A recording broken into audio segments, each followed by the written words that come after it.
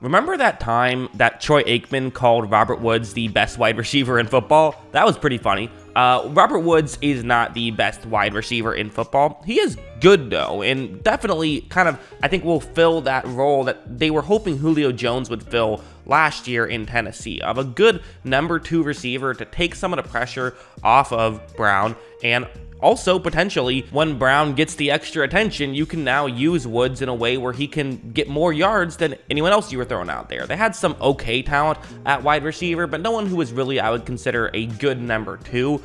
So going out and getting someone like a Robert Woods, it's what they needed, and it's a great fit for them. So let's get into why I think this is important. Like, I go back and think about this play. This is one that's going to be very hard for Titans fans to relive. This was the interception at the end of the game in the Cincinnati game. Cincinnati would then get in field goal range a couple plays later, take the field goal, win the football game. So if the Titans were able to convert here and get maybe 20 more yards, who knows? Maybe they win the Super Bowl. Like, it's not that crazy to think, given how the rest of the league, shaped out that year.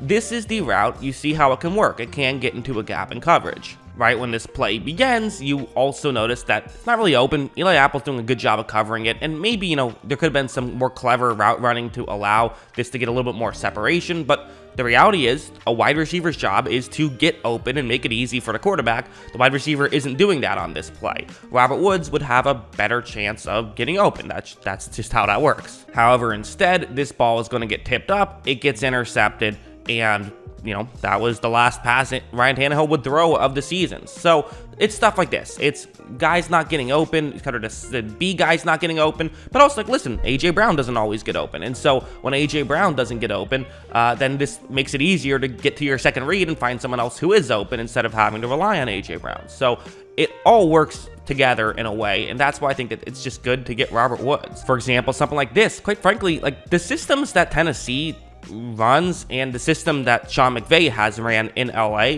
and that Robert Woods is known for being a part of, they're not that different, quite frankly, and they're definitely similarities and things that I can see Woods being able to just plug in and play and do in the Tennessee Titans offense. So for example, something like this, it's kind of a scheme designed to get Woods open a little bit, where you see how it's zone coverage. You have a couple of receivers who are going to kind of try to get those linebackers to move in. You have Robert Woods going over the top. That's the way this play is designed to work. And right when this play begins, you see how Robert Woods, right when he starts to cut, there's enough separation for this play to work. So kind of a good play call by Sean McVay, gets Woods open. That's definitely an aspect, and maybe you could have some concerns about Woods only gets open because of Sean McVay, which I think is unfair, but I can at least understand those concerns. But look, as you see, Stafford, times it perfectly. Woods is able to make the grab, picks up a decent chunk play there. So that's what Woods can do. He can definitely find the open spots in the coverage, and he can run his routes well. And that's what you kind of want in a wide receiver as well,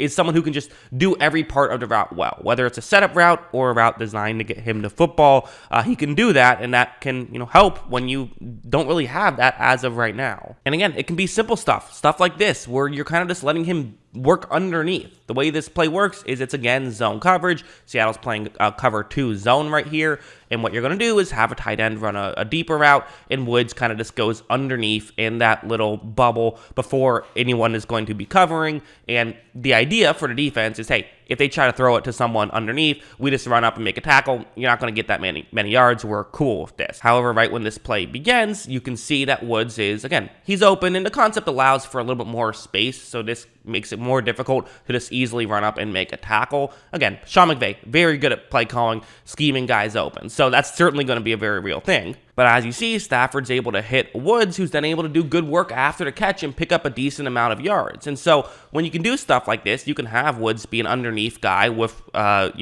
with A.J. Brown running over the middle and even, throwing a deep threat somewhere here. And this can allow for kind of a complete offense and complete play concepts, especially when you could maybe even throw in a play action to Derrick Henry on top of all of this. If Derrick Henry is back to 100%, that could go a long way. So that's why things can get exciting, and why you can kind of see this offense, which was very reliant on just a couple of players last year, to maybe start to become a little bit more complete, a little bit more of a complete offense than superstar reliant. And also just stuff like this. This is kind of the main thing that we'll be expecting from Woods. He's running over the middle. And quite frankly, I mean, there's no play action on this play. There's, in fact, not even a halfback on this play, but the reality is, this is the kind of concept we'll be expecting the Titans to run a decent amount of, is stuff like this, where you have someone crossing over the middle, and even though the back isn't in the backfield, it's similar. Again, typically with Titans, you're going to throw some play actions on top of it and stuff like that, but it's not one for one.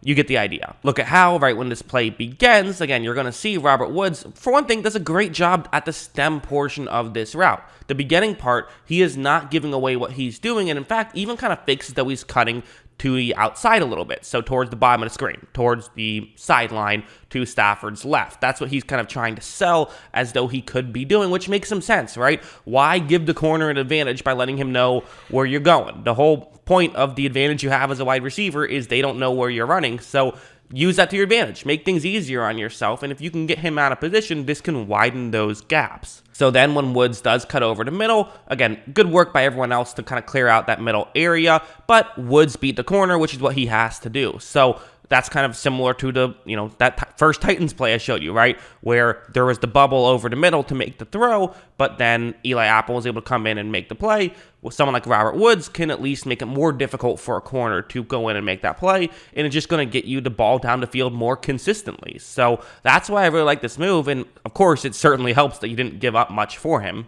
I mean, this is the guy in Robert Woods who, listen, he's not a young guy, right? He's currently, in a month, he's going to be 30. So he's certainly, getting on the older side of things. But, ever since joining the Rams, he's been a very productive receiver. He's been a 1,000-yard receiver multiple times. He's definitely a very good possession receiver, can work, under the middle, I think, very, well. And his cap hit isn't that difficult for the Tennessee Titans. He's getting $10 million this year, and it is entirely guaranteed for this year in 2022, and then he's scheduled to get 13, 15, and 17 million respectively. So that's a, relatively high number, but at the same time, you also have to factor in none of it's guaranteed. So they can get rid of him at any point if he's not living up to the contract. So the second he's not living up to the contract, you just get rid of him. It's that simple. So yeah, and for, a late round pick, I think it's worth it. I think it's a good trade. It's not a long-term trade that's going to completely change the course of your franchise, but it's a good trade